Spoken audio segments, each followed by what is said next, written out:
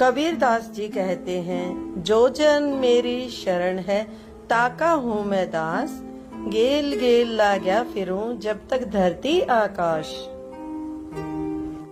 कबीर साहब जी कहते हैं कि साधु के दर्शन बड़े ही सौभाग्य से प्राप्त होते हैं। उस समय अगर सूली पर टांगने की सजा भी मिले तो वह भी एक छोटे से कांटे की चुभन का आभास मात्र देकर टल जाती है। अपने सच्चे भक्त के साथ साथ पीछे परमात्मा रहता है। संत जो करते हैं सच्चा कार्य करते हैं, यानी सही कार्य करते हैं, कभी किसी का अहित नहीं करते। चारों युगों में प्रमाण रहा है कि संत सही क्रिया करते हैं, भलाई के शुभ कर्म करते हैं। अंत में कबीर साहब जी कहते हैं, जो इंसान भक्ति में लीन होकर अपने कार्य करता है तो उसके साथ परमात्मा सदैव खड़े रहते हैं। तो चलिए संत रामपाल जी महाराज के प्रवचन सुनते हैं। बताते हैं कि ये सब कबीर परमात्मा की ही रजा से उन्होंने ये सारे खेल किए थे। ये आपके कुछ दिनों बाद समझ में आएगी कहानी। क्या बताते हैं? बोले गुरुआ गर्भ न कीजय ताते पाहन कदे न रीजय, ये बाल मुकंद बोलत नाही लटक बिहारी लूटे, गुरुआ के सिर मार पड़ेगी थरा पेंडा कदे ना छूटे, गुरुआ के सिर फिरुआ फोड़ो गरते काट घसीटे, इसके पीटे पाप नहीं है इसको निश्चय पीटे। कैसे गुरु को जो गलत ज्ञान प्रचार करता है, इस शास्त्र विरुद्ध साधना करता है, कहते उसका जूते मार देता, कोई पाप नहीं, क्योंकि वो आपका पक्का दुश्मन है। इसी विषय में कह रहे हैं, या देवल में देव नहीं है पान पता से खाई, बिल्ली बीट शीश पर कीनी कुतरे न धार लगाई। ये मूर्ति पूजा के ऊपर जीवों को उलझाए बैठे हो तुम, इसमें कोई शक्ति नहीं है, ना कोई मुक्ति होती है। इस पर बिल्ली घूम रही है, कुत्ता उसके ऊपर पेशाब कर रहा है, और अगर वो परमात्मा होता उसमें तो कहते हैं बिल्ली देव बिडारत नाही, मूर्ति में कुछ खोरी, या देवा में अजमत नाही, कुत्ते की टांग क्यों ना तोड़ी। क्या कहते हैं कि अगर ये तेरे भगवान में कि में शक्ति थी तो इस कुत्ते की टांग क्यों ना तोड़ दी जो उसके ऊपर पेशाब कर गया भगवान तेरे ठाकुर के ऊपर। अब पहले तो हमारे पूर्वज श्रद्धालु बहुत थे, डरने वाले थे परमेश्वर से, और इन नादानों ने उसका नाजायज फायदा उठा लिया। अब किसी ने कोई डला धर दिया, यो भगवान है, अच्छा जी आप जो कह रहे हो सही है गुरुदेव, क्योंकि गुरु के वचन की अवहेलना करना पाप होता है। लेकिन इन नादानों ने अंडोला बना दिया सभी का। मूर्ति कह नहीं सरवण जिसमें गुरुआ घंट बजावे, उस मूर्ति का कान ना कोई आंख ना, और उसका आगे कहते तुम घंटी बजाने लग रहे हो। वो ना सुन सकता पत्थर, ना कुछ कर सकता तुम्हारा। खीर खांड का भोजन धर के अपन ही गुटकावे, कहते उस भगवान के नाम पर खीर खांड अच्छा बढ़िया भोजन बना के और भगवान का आगे का भोग लाऊं घंटी बजाऊं, उनका आप खावा, उसने नाम भगवान का लेता है। बैरागर की खान हीरे पाहन गांठी बांधे, या गुरुआ का लीतर लाओ ये गुरुआ सब आंधे। ऐसे गुरुओं का लीतर लाओ, ये नकम्मे तुम्हें बड़े उलझाए बैठे, तुम्हारे अनमोल जीवन को बर्बाद करें। ये सब अंधे गुरु हैं जो गलत साधना शास्त्र विरुद्ध साधना बताते हैं। जड़ के आगे चेतन नाचे अंधे कूदे गावे, गरीबदास इस पूजा से नर पत्थर हो जावे। कितनी प्यारी कहानी बताते हैं कि जड़ के आगे नाचे कूदे और गाँव इस पूजा से कहते नर भी पत्थर हो जाते हैं। यही कारण है कि बेचारे भक्तिहीन हो जाते हैं, भावना रही को नहीं, ना उनके कोई काम ठीक से हुए, और अब गुटी सूटी लाने लगे, आपस में खेचातानी लड़ाई झगड़े पत्थर हो गए, अब किसी की मानते नहीं। के बताते हैं गुरुआ गाम बिगाड़े संतो गुरुआ गाम बिगाड़े। इन गुरुआ ने गांव बिगाड़ दिए, इन निकम्मिया ने गांव में बैठे हैं, कितना डबो में बैठे हैं। गुरुआ गांव बिगाड़े संतो गुरुआ गांव बिगाड़े, ऐसे कर्म जीव कहला दिए बहुर झड़े ना जाड़े। ऐसे उल्टा ज्ञान फिट कर दिया, ऐसी शास्त्र विरुद्ध ज्ञान से साधना पर इतने आधारित कर दिए, अब ये कहने से भी नहीं मानते। पत्थर को परमेश्वर कहते या नंदा बड़बारी। अब कबीर साहब, गरीबदास साहब, आदरणीय गरीबदास साहब, पूज्य कबीर साहब जी तथा अन्य महापुरुष परमेश्वर से परिचित होने के उपरांत जब तत्व ज्ञान बताने लगे तो लोग कहने लगे तुम निंदा मत करो किसी की। जैसे आज दास के साथ यही स्थिति है, हम कहते हैं सच्चाई और अनजान लोग कहते हैं आपके महाराज जी तो सबकी निंदा करते हैं। परमात्मा कहते हैं निंदा तो तुम कर रहे हो नादानो, उल्टा ज्ञान दे करके। तो क्या बताते हैं, तुम पत्थर को परमेश्वर कहो ये निंदा है कि गारी। सबसे बड़ी निंदा, सबसे बड़ी उल्ट काम तो तुम कर रहे हो। तुम हो निंदा के पात्र कि तुम गलत मार्गदर्शन कर रहे हो। पाहन को परमेश्वर कहते ये निंदा बड़ भारी, या की मोहे समझना पड़ी तुम पूजा कर हो अकेगारी। या जो हड़का जल भर कह लाए चरना अमृत ठहराए, और जड़ के चरण धो कह दीने चेतन को फिर पाए। तालाब का पानी भर के लाया करते पहले, और भगवान की मूर्ति के चरणों पर डाल के फिर नीचे पानी दूसरा पात्र में डाल के, और फिर कहते हैं पत्थर के पांव धो के और चेतन में प्याओ तुम। तेरा गजब भैया। 10 लाख जंत जीव जा उपजे यो चरण अमृत नाही, या मैं छोट गनेरी पांडे समझ देख मन माही। सालग सिला धो कर पिए से हरदा पत्थर होई, चरण कमल में चरणामृत है जिस पीवत ना कोई। कौवा मछ मीन जल पिया बिष्टा की न्यामाही, गुरुआ कहत गारा लाए जुग जुग छूटे नाही। भरम विदूषण शब्द हमारा कोई गावे कोई रोवे, पांडे को तो परख नहीं है या किचड़ी मोहम्मदी धोवे। सालग सिला गांठ के बांधे तीर्थ चले परादी, समझ न पड़े परख नहीं आवा ये बड़े ज्ञान के वादी। वाद विवाद करने में तो तेज हैं और गलत साधना में पक्के ढंग से लग रहे हैं। और हमारा जो ज्ञान है ये भ्रम विदूषण है, ये भ्रम विनाशक है। हमारा जो ज्ञान है, हमारे जो मंत्र हैं ये बिल्कुल निरसंशय, बिल्कुल सत्य हैं। इनसे सब भ्रम नष्ट हो जाता, हमारा कोई सुनता नहीं हमारी बात को। बैरो भूत मसाणी पूज्य दुर्गा देवी ध्यावे, उती कह तो तब ही बाजे बकरे आण कटावे। बेड़ पूछ को पंडित पकड़े बादो नदी बिहंगा, गरीबदास व भवजल डूबे नहीं साध सत्संगा। परमात्मा की प्यारी आत्मा आदरणीय गरीबदास साहिब कहते हैं कि वो इस संसार रूपी 84 लाख योनियों में डूब जाएंगे, इन्हीं में पड़े रहेंगे जिनको संत का सत्संग नहीं मिलता। ये शास्त्र विरुद्ध साधना एक भेड़ की पूंछ पकड़ के दरिया को, भादों के अंदर जो दरिया बहकर चलती है उस समय, और भेड़ की पूंछ को पकड़ के पार करने की जो सलाह देता है, तो उसके विषय में कहते हैं कि भेड़ पूछ को पंडित पकड़े भादो नदी बिहंगा, गरीबदास वो भवजल डूबे जिनको नहीं मिला साध सत्संगा। जिनको परम संत का सत्संग नहीं मिला वो 84 लाख योनियों में डूब जाते हैं।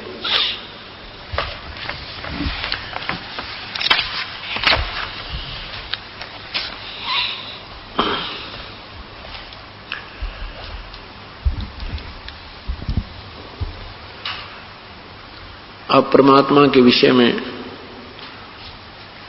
चर्चा चल रही है कि वो पूर्ण परमात्मा कौन है। वो परमेश्वर चारों युगों में आते हैं। जब परमात्मा द्वापर युग में आए थे उस समय उनका नाम करुणामय था, और परमेश्वर के शिष्य एक सुदर्शन नाम के शोभच अर्थात वाल्मीकि जाति में उनका जन्म था। वो प्यारी आत्मा परमेश्वर की सच्चे सस बने। और एक इंद्रमती नाम की चंद्र विजय राजा की पत्नी थी द्वापर युग में। वो पुण्यात्मा अपने उस लोक वेद के ज्ञान देने वाले गुरु जी के आधार पर अपनी साधना किया करती थी।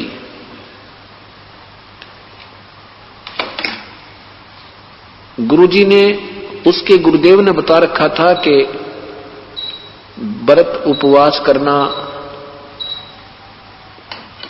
भगवान विष्णु और शिव की साधना करने से और भूखों को भोजन खिलाना एक अति आवश्यक होता है। व्रत रखना आदि जो साधनाएं प्रचलित आम लोक वेद के आधार पर हैं, ऐसे उस गुरुदेव ने उस लड़की को, इंद्रमती को साधना बता रखी थी। ओम नाम का जाप करना, ओम नमः शिवाय जाप करना आदि आदि जंतर मंत्र दे रखे थे। और एक विशेष ज्ञान दिया था कि तू पिछले जन्म में शुभ कर्म बहुत कर रखी है बेटी, इसलिए तू रानी बनी है। आपके द्वार पर कोई भी आ जावे उसे भूखा मत जाने देना, प्रार्थना करना, भोजन करवाना। और ज्यादा लाभ होता है जो साधु संतों को भोजन कराया जाए। तो आप अवश्य एक साधु को प्रतिदिन भोजन कराया कर, संत को। इंद्रमती ने ये प्रण कर लिया, कसम खा ली कि मैं प्रतिदिन एक संत को खाना खिलाऊंगी। और इस बात को याद रखने के लिए कि मैं कहीं भूल ना लग जा, मैं पीछे खाना खाया करूंगी, पहले किसी संत को भोजन कराया करूंगी। ये उसने एक अपना शपथ ले ली, आप अपना एक प्रण कर लिया। ये कार्यक्रम चलता रहा, कई वर्षों तक ठीक चला। एक समय क्या हुआ कि कुंभ का मेला आ गया।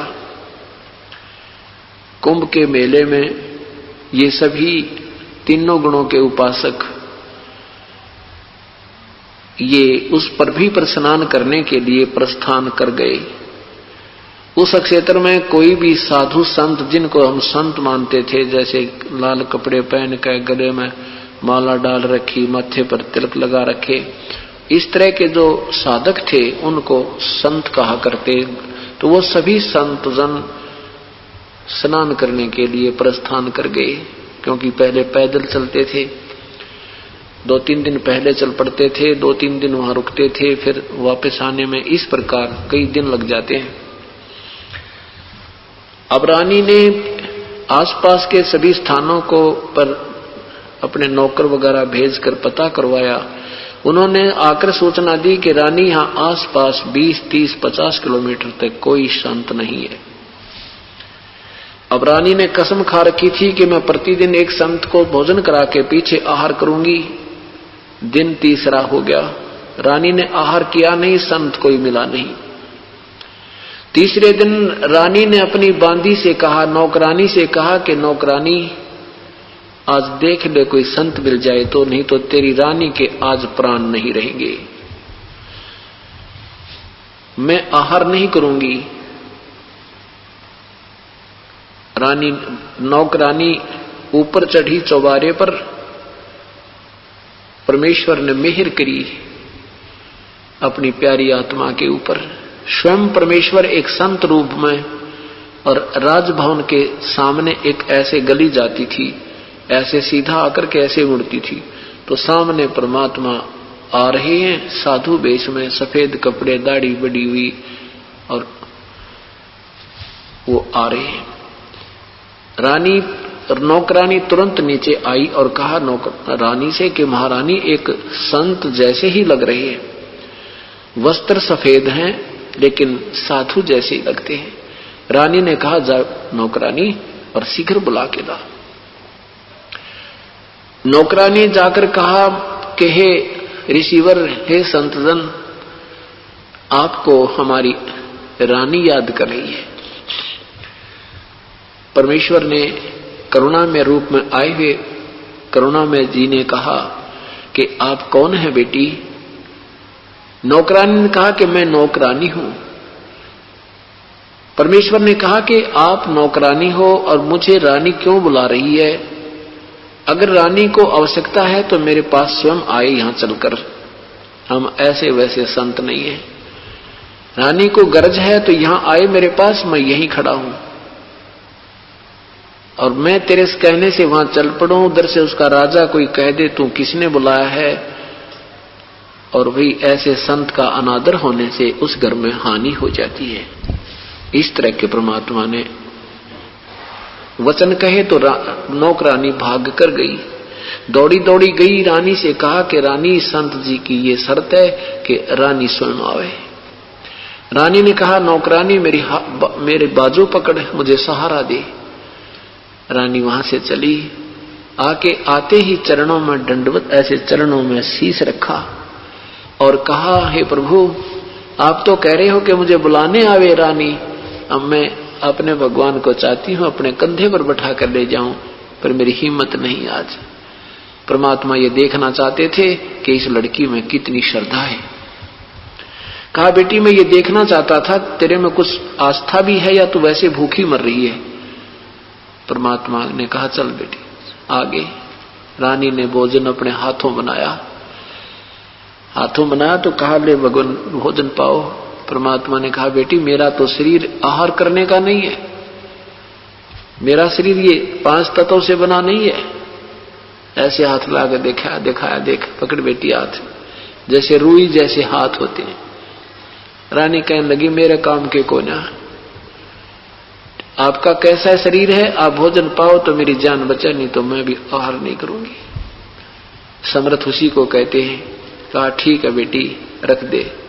परमात्मा ने वो सारा आहार कर दिया और कहा बेटी एक बात सुन मेरी, तू ये जो साधना आप कर रहे हो ये कौन से शास्त्र से प्रमाण लिया तूने? ने बोले जी प्रमाण क्यों था, हमारे गुरुजी ने बता दिया हम कर रहे हैं। नहीं, शास्त्रों के अतिरिक्त जो साधना की जाती है वो व्यर्थ होती है। आपके गुरुदेव ने जो तुम्हें साधना बता रखी है, रानी ने वो जंतर मंत्र बताए, कहने लगे इससे तेरी जन्म और मृत्यु कभी नहीं मिटेगी और ये मंत्र तेरे ठीक नहीं बेटी। रानी ने कहा कि हे रिसीवर, हे संत जी, ये तो मैं देख रही हूं काफी दिनों से, जितने भी संत आते हैं वही यही कहते हैं तुम्हारा नाम ठीक नहीं, तुम्हारी ऐसी साधना ठीक नहीं। ये संत एक दूसरे से ईर्ष्या करते ही है, हमारे गुरुदेव ने जो बता रखा मेरे लिए फाइनल है। ऐसा टूक सा पकड़ा दिया। अब परमात्मा ने सोची कौन से तरीके समझा इन बूढ़ी आत्माओं को। इन नादान संतों ने बैठा दिया, गुरुआ गांव बिगाड़े संतों गुरुआ गांव बिगाड़े, ऐसे कर्म जीव का ला दिए ईव जड़े नहीं जाड़े। अब परमात्मा के पास सारे तरीके हैं अपनी प्यारी आत्मा को अपने चरणों में लेने के लिए, काल के जाल से छुटवाने के लिए। क्या कहा प्रभु ने? कहने लगा बेटी वैसे तो आपकी इच्छा है, बाकी मुझे कोई शौक नहीं किसी की निंदा करने का, परंतु एक बात बता देता हूं तेरे को, ना मैंने तेरे से कोई लालच, ना कोई तेरे से मैं दीक्षिणा मांगी, आपने प्रार्थना की तो यहां पर मैं उपस्थित हुआ। पर बेटी एक बात सुन ले, आज से तीसरे दिन तेरी मृत्यु है, उससे आगे तेरे श्वास नहीं है और इसमें ना तेरे गुरुजी बचाव कर सकते ना तेरे भगवान कर सकते। यदि तूने अपना जीवन चाहिए और मुक्ति चाहिए तो मेरे पास पूरी व्यवस्था है। अब रानी ने सोची सचमुच ये महापुरुष, इनका शरीर भी कुछ और ही तरह का है और अपनी मृत्यु का नंबर आवना तब ये भूल जाता है इंसान कौन क्या है। और उस समय संतों की बातों पर विश्वास बहुत किया जाता था कि संत के वचन खरे पूरे निकल जाते हैं। अब रानी ने सोचा कि हे भगवान फिर मुझे क्या करना होगा मेरी जीवन रक्षा के लिए, कि आपने मेरे से दीक्षा लेनी होगी और साधना सब त्याग देनी होगी और उस पूरे गुरु में आस्था नहीं रहनी चाहिए तेरी। एक का साध्य सब सदै, सब साध्य सब जा, दो घोड़ों दो नौकाओं पर पैर नहीं रखना चाहिए। अब एकदम ये सारे काम क्यों कर हो? परमात्मा ने कहा रानी बड़ी असमंजस में पड़ गई कि वो गुरुदेव तो मुझे बहुत दिनों से मैं उसे परिचित हूं, अब उनको कैसे क्या कहूंगी, मन में बहुत बहुत शंका है, काल का जाल बहुत फैला हुआ है, लोग लाज शर्म बन जाती है। परमात्मा कहते हैं यही तो तुम्हें डबो रही है, यही जब तक तुम बिल्कुल एक तरफ नहीं होगे ये काल का ये जाल हटेगा नहीं भाई, दोगला चालोगे तो कतई मदद हमारे से नहीं मिलेगी।